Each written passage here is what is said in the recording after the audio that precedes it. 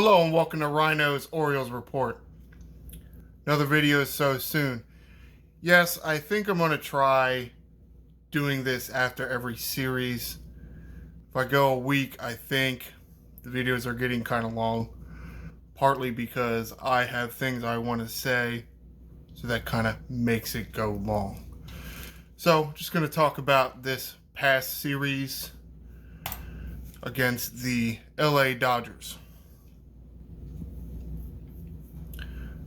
Didn't go that well this series itself. Luckily, Tampa Bay did not have any better success, but more on the standings and the upcoming series after I get through with the Dodgers. As I mentioned, Grayson Rodriguez did start this game. 6-4 loss. Orioles scored 4, the Dodgers scored 6. Notice a big 5 spot here in the 6th inning. Offense didn't look too bad, especially early. It is the Dodgers, so you would expect them to have a fairly good back end of the bullpen.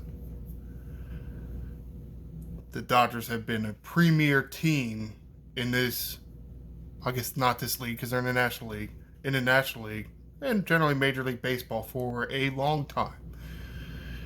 Huge market out there, so they can put a lot of money in all over the place. Henderson seems pretty steady in that leadoff spot. 1 for 4 RBIs. Rutschman, I see him doing stuff still. Wouldn't appear, and as you can see at the bottom, Rutschman hit a home run. For some players, when they compete in a home run derby, it can kind of affect their swing. Wouldn't appear that Rutschman has been affected like some other players had, like Piazza. One of the guys, and yeah, this is many years ago, but has openly said that he doesn't want to compete in home run derbies because, one, it is tough, and two, it does kind of affect the swing. Hearn got a hit, or Hearn is, he's still raking. Mountcastle's getting more regular playing time.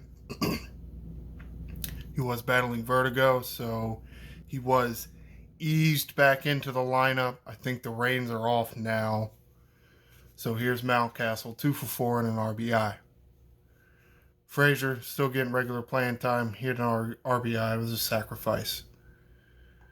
Mountcastle, Urias double. Henderson triple. I feel like Henderson got off to a little slow start this season. And some people may have thought he would be behind in the rookie voting as far as rookie of the year. But the way he's playing now, he's competing for that top slot and getting that award. As I said, Rutschman home run. No stolen bases. Kind of hurts not having Mateo or Mullins in there and not having that traffic on the base paths running all over the place. Grayson Rodriguez pitched 5 innings in this one. Gave up 7 hits, 4 runs, 2 walks, only 4 strikeouts. Strikeouts are a little low. He did appear to be amped up in the first inning. He had many pitches over 100 miles an hour. To a certain extent, I think that is because what I notice with this, I feel like he's drawing his arm back more than he used to. But all for naught because he couldn't make it out of the 5th inning.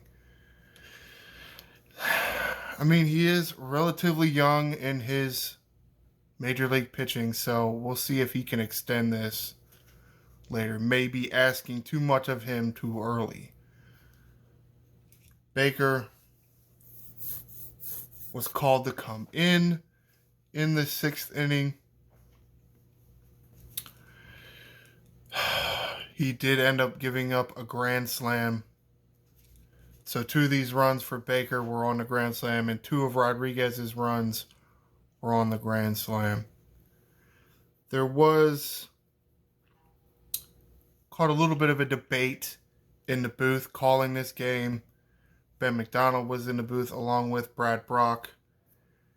Now they were talking about, and who was that bat? Taylor, right here, Chris Taylor, if I'm not mistaken. He was at the plate. Baker got 2 strikes on him, and Brad Brock wanted a high fastball. So, and that is what Baker and Rutschman were thinking, and that's throwing high fastball through about 2, I think. Taylor looked to be on him. It looked like Taylor was looking for that fastball up. Now, Ben McDonald then saw that and said, I think you want something else now. Well, Baker and Rutschman didn't think so. Threw another high fastball. Yeah, it was up out of the zone, but if you're looking for it and you can get the barrel of the bat on it, it's going to go a long way, and it did.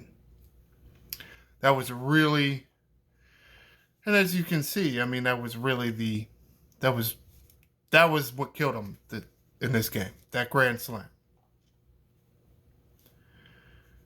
Baker, 1 inning, 1 hit. That was the 1 hit. 2 runs, 1 walk. Doesn't help that he walked a man before that grand slam. Bauman came in after Baker, pitched 2 2/3 of an inning, gave up 1 hit, rest zeros. Vespi kind of bailed out the bullpen and then was sent down for his troubles. Pitched 2 1/3 innings, only gave up 2 hits, struck out 1, pitched very well. Was able to bail the bullpen out in that one. And yes, he was sent down because Cionel Perez, who pitched in his second game, Tuesday's game, was reactivated from the injured list. So, good to have Cionel back. Hopefully, the good Cionel Perez, not the bad one. This Tuesday's game was a blowout, 10-3, and as you can see, 2 by the Orioles were late in the game, garbage time. So, just really couldn't get anything going offensively early. See, they got 9 hits, but again, they couldn't get anything going early. Anything they were getting going was late in the game. The only RBIs, 1 by O'Hearn, 2 by Hicks. Hicks, Santander, Rutschman doubles. Very disappointing that they couldn't get anything going with 3 doubles. But here's what it is.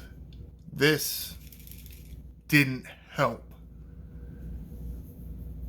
Frazier booted a ground ball, so that's going to hurt.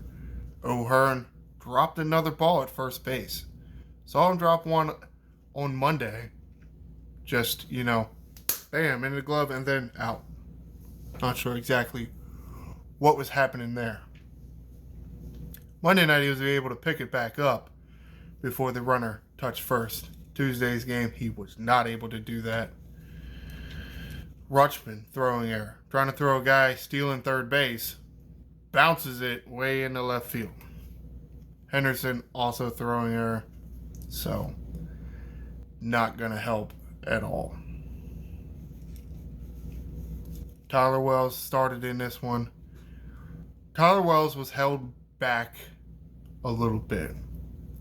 What I mean is, he should have started sooner after the All-Star break, but the organization is worried about his innings limit. Wells has pitched a lot this year, so the idea was make him the number 5 starter after the All-Star break. Try to limit his innings. The problem is, and I mentioned this in the last video, about keeping that edge sharp. This isn't like football and guys are used to having a week off. It's not like that in Major League Baseball. So the longer break can really affect guys negatively. I think that is what this is here with Tyler Wells. These are not the numbers we see from him. 2 innings, 6 hits, 5 runs, 2 walks, 2 strikeouts. Those are terrible numbers. Numbers we don't see from him. So I'm thinking, yes, you totally understand you want to limit his innings, but gotta find a way to not lose any of the pitcher he was. Can lose things a little bit. Some skills are perishable, like to say in the Army. So have to practice your craft more. Cole Irvin was brought in relief of Wells. Pitched 4 innings, gave up 4 hits, 2 runs, 3 walks, 4 strikeouts. Not a great performance, but not a bad one. 4 innings pitched, I mean, that's almost half the ball game right there. Only gave up 2 runs. It's pretty good. You don't like the 3 walks. It's a little too many. But, and this is what I was saying, so it would appear that coming out of the bullpen doesn't affect, or isn't, or didn't, not that it won't in the future, we don't know yet, hasn't affected Irvin so far. I feel like he did turn his season around with the Orioles, so it's nice to see that he's continuing in that direction, even though he's been moved to the bullpen instead of the starting rotation. Perez, fresh off the injured list, in the game. Now, like I said, fresh off the injured list. Pitched 1 inning, gave up 1 hit, 2 runs, 3 walks, and a strikeout. That's not a good outing. 3 walks. But again, coming off the injured list. So is some of this because he's a bad pitcher or because that edge ain't sharp? Hoping it's because his edge ain't sharp. We'll have to see the next time he gets into a game. Mike Baumann finished off the game, the last 2 innings of it. Gave up 2 hits, 1 run, which was unearned, and struck out 4. So good to see Mike Baumann continuing having good performances out of the bullpen as a middle relief to long man. But Orioles are now down in the series. 2 losses. Today's game. Haven't been swept in a long time. They've been talking about it last year in, was it May, in Detroit or something like that? Over a year? Okay. I don't know what. It is odd.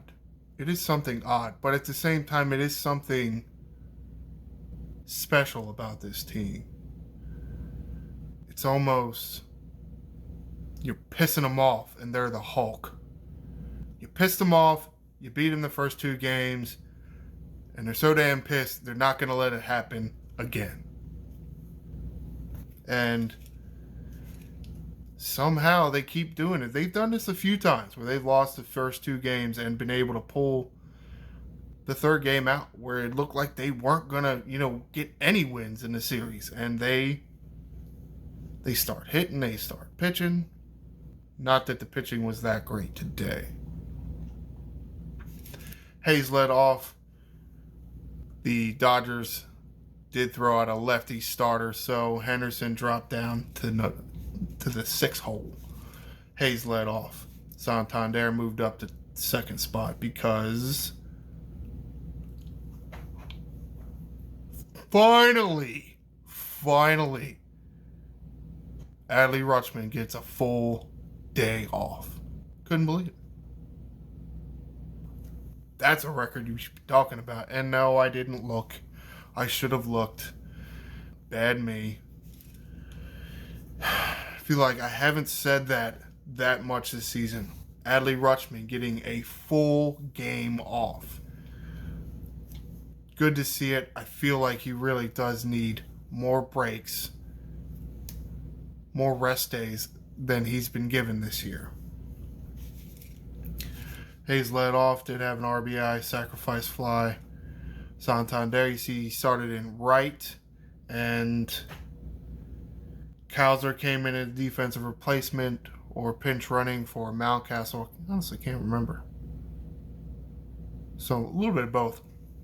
So what do? Because you notice how well Santander plays first base, you can get Mountcastle off his feet, which you don't want that vertigo coming up again. So it's good to do that. And because you have a little bit of an extended bench, you can do this. So Cowser went out to right field. Santander came in to play first base. Got 2 walks. Yeah, 0 for 2 technically, but walked twice. So it's pretty good. Mountcastle did get a hit. Again, seeing an uptick in Mountcastle's play coming off the vertigo. Nice to see him square up a ball. Hicks, 2 for 4 with a run driven in. Westberg, also 2 for 4 with a run driven in.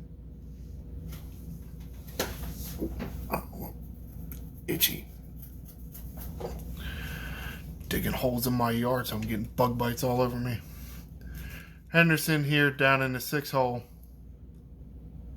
Did only go 1 for 3, but one of those was a fielder's choice, and the other was a walk, so that's why he scored 3 runs. This one hit was a home run. Hit it off the... Yes, he hit it off the starter, so lefty home run. So Brandon Hyde has had habit of putting lots of right-handed guys in and not giving lefties too much time seeing left-handed pitching. Nice to see a little bit of a change to that. I feel like the more and more guys like Henderson, Mullins when he's healthy, the more they see left-handed pitching, the more they're going to be better at it. Arias getting a start today. Finally, there's been a logjam in the infield because of the extended bench, but 2 for 3 with 3 RBIs and a walk. Picked the right day. Don't know why he's not in the lineup more, other than because you have Westberg and you have Frazier and you have Mateo, who got a hit today, which is good to see. McCann also got a hit today. Really needs to be playing more. I think Rutschman really does need a break. This hit was actually a double. It really looked like it should have been a single off the bat, but Mateo, you know how fast he is, turned that into a double. Arias with 2 doubles, McCann with a double, Mateo double there, Westberg double. Henderson home run. Those were the extra base hits. Oh, and you may have been thinking, oh, well, Mateo was on second, so he didn't steal. No, he stole. He stole third. I think he's a little pissed that he's not in the lineup, so he's letting his frustration out on the Dodgers. Good. We needed a win. Kramer got to start today. Not that good of an outing. Really not. Almost. Yeah, I mean, I guess you really got to call this a bad outing. 4 2/3 innings pitched, gave up 4 hits, 5 runs, 4 walks. Yeah, that's not good. Not sure exactly what happened to him. But, yeah, you see your starter not even going 5 innings. There's only 3 names back here. Coulomb. His edge is sharp. 2 1/3 innings.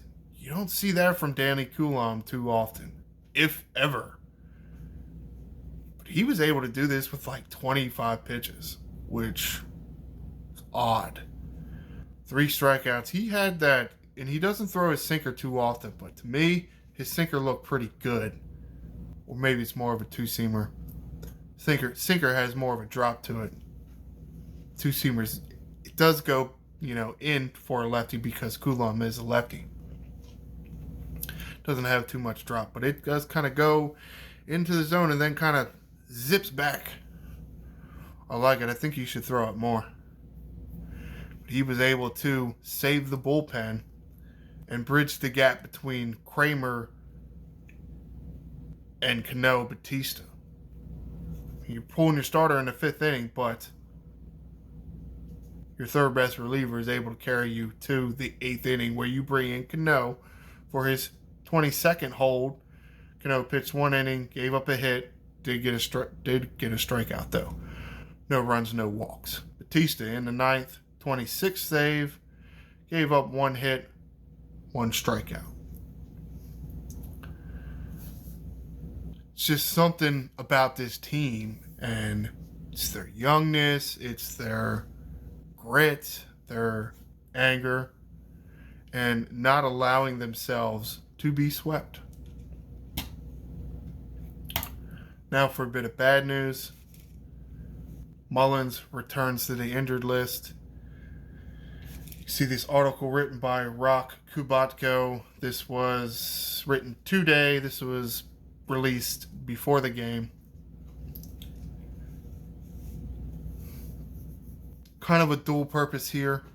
One, the Orioles needed bullpen help, so recalled Logan Gillespie. You had to make a spot, so you put in Mullins on the 10-day IL, which is retroactive for Sunday. So, what does it say? What's 10 days from Sunday? I guess next Wednesday he'll be available to come back. Do they say what it is about the injury? It does say right abductor groin strain. No, here it is, quadricep here. Yeah, see, I don't know. Over here he says right abductor groin strain. Here it says felt tightness in his quadricep. So it isn't, the way I understand this is it's not exactly the same injury, but more something that is adjacent to where he got injured. Like maybe moving on down the line or something. Well, that didn't make any sense, did it? Sometimes pain can move a little bit throughout your body, especially if you have tendons and ligaments connected to each other. And to a certain extent, if something is a little sore on you, favoring it can cause a little tweaking or straining in another muscle. But we did figure Mullins would be out for a little bit. And I'm kind of glad that they did this. One, to get the roster spot. Two, really want to give him time to get this recovered before it becomes a bigger issue. All right, now check out these standings. Tampa Bay was playing the Texas Rangers. Texas Rangers have a good team, and they were able to hand Tampa Bay several losses. Now, while the Orioles didn't win that many games, they were able to win one today. And as you can see right here, final Tampa Bay loss to Texas. So, yes, the Rays have played 4 more games than the Orioles, but based on however they factor it, 2 back in the win column, 2 back in the loss column, they're even as far as the standings go. And why is this such a big deal? Taking a look at the upcoming schedule. Thursday, Friday, scheduled for 6:40 p.m. start times in Tampa Bay. Saturday scheduled for 4:10. Sunday scheduled for 1:40. 4-game series with Tampa Bay, who the Baltimore Orioles are currently tied with in the standings. So it's a very big series coming up. and especially why I had to talk a lot about Danny Coulomb saving the bullpen. Yes, Cano and Batista pitched, but they only pitched one inning in that Dodgers series. So, now Coulomb probably is not available for Thursday's game, but everybody else should be, which that's fantastic. Feel like we're going to need this. Okay. Be sure to like and subscribe. I am the Angry Ryno, and this is Birdland.